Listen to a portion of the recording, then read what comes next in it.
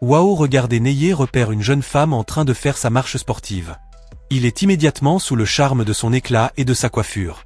Il s'approche pour lui faire un compliment sincère, « Tu es incroyable ». La réaction? Un froid polaire. Elle porte ses écouteurs, répond à peine, et finit par sortir l'excuse ultime pour couper court à la conversation. « J'ai un homme ». Neye remarque même une bague à son doigt, ce qui semble confirmer ses dires. Il respecte sa situation et s'en va, la laissant à son entraînement.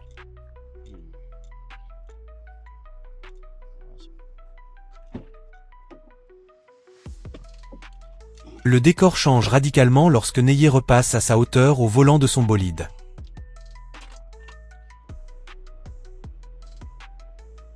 Les écouteurs disparaissent. Le visage fermé laisse place à un grand sourire. Elle s'approche d'elle-même de la portière. Neye la confronte immédiatement sur son petit ami mentionné plus tôt. Sa réponse est lunaire. « Oh, ça? C'est juste pour la mode. » La bague qui servait de bouclier sur le trottoir devient soudainement un simple bijou sans signification. Elle prétend qu'elle utilisait cette excuse car on ne sait jamais sur qui on tombe, mais que son swag et sa voiture ont changé la donne. L'ambiance se détend légèrement quand il commence à parler d'astrologie. Elle révèle qu'elle est taureau et Neye répond qu'il est gémeaux, né le 11 juin. Elle joue la carte de la séduction en lui disant qu'il n'a probablement jamais fréquenté de femme taureau et qu'elle aimerait être sa première expérience avec ce signe. Elle utilise une expression imagée, Pop my Toru chérie, pour bien faire comprendre qu'elle veut marquer son esprit. Pour se rendre plus intéressante et montrer qu'elle a du caractère, elle partage son parcours de santé. Elle va à la salle de sport 5 fois par semaine. C'est son havre de paix mentale. Elle révèle qu'elle ne boit plus et ne fume plus depuis 3 ans, plus de 1000 jours. Elle va même jusqu'à éviter les bains de bouche contenant de l'alcool. Elle avoue avoir eu un passé difficile avec l'alcool, « J'ai bu pour tout le monde », mais elle a transformé cette addiction en une passion pour le fitness.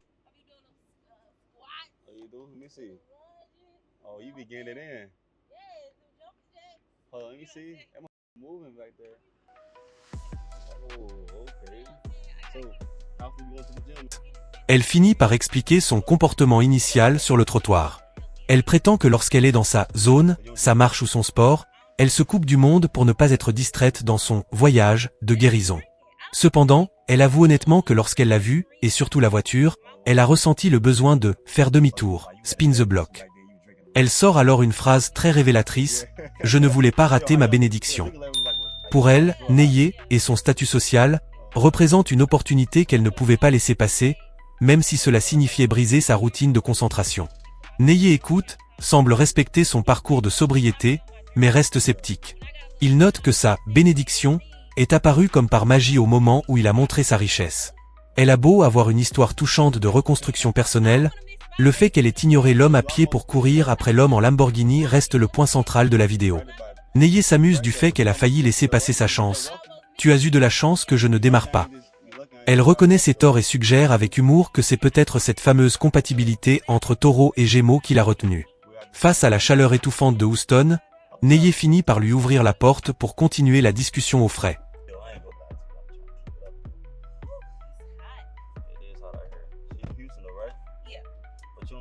Chanteuse, rappeuse et une fois à l'intérieur, on découvre une facette plus posée de la jeune femme. Elle est chanteuse et rappeuse.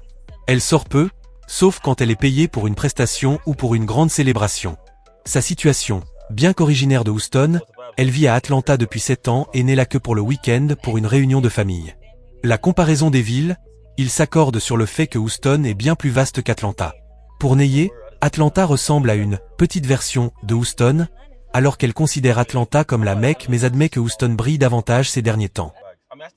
Neye semble intriguée par l'idée de goûter sa cuisine, ce qui change des autres interactions où les filles demandent immédiatement des restaurants de luxe.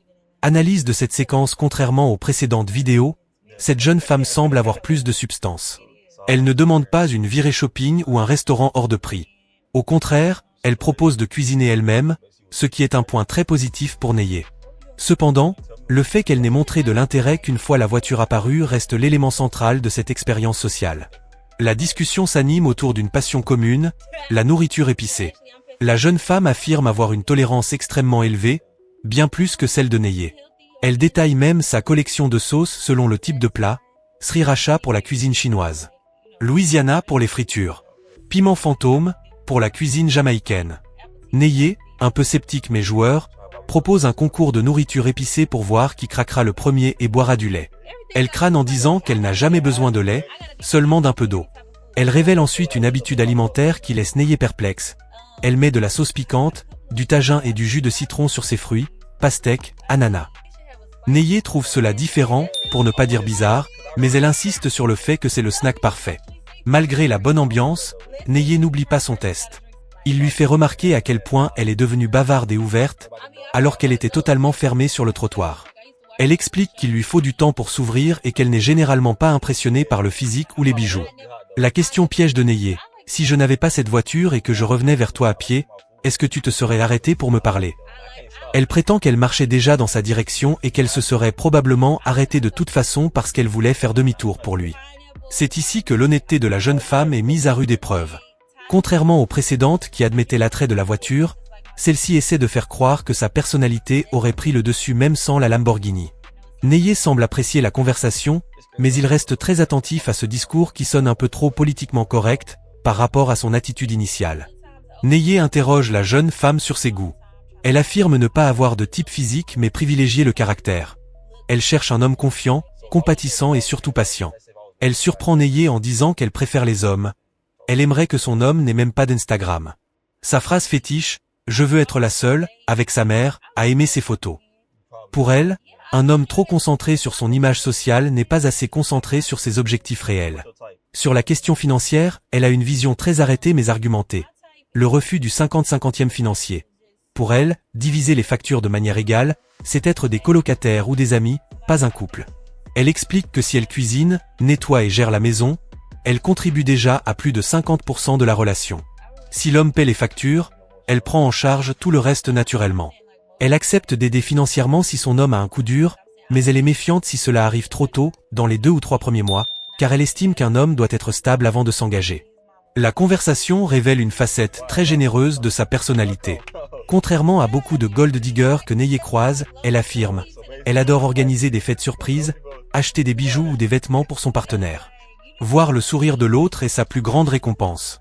Elle s'en prend aux femmes qui cherchent un homme uniquement pour être sauvées parce qu'elles n'ont rien. Elle se targue d'avoir sa propre situation. Elle lâche une phrase très forte: tout le monde est utilisé, mais ne m'utilisez pas mal. Elle veut être utile à son partenaire, et que ce soit réciproque, pour ne pas que la relation soit à sens unique. La jeune femme prend les devants, elle propose de donner son numéro à Neye. Le programme est clair, elle rentre chez elle pour prendre une douche, quitter ses vêtements de sport et se mettre sur son 31. Fidèle à sa promesse de cuisiner pour lui, elle suggère d'aller faire les courses ensemble chez Whole Foods, un magasin bio haut de gamme. Elle demande même avec humour si Houston a toujours des Whole Foods, ayant passé les 7 dernières années à Atlanta. Neye la rassure, il y en a un juste à côté. Avant de descendre de la Lamborghini, elle montre son côté possessif de manière ludique.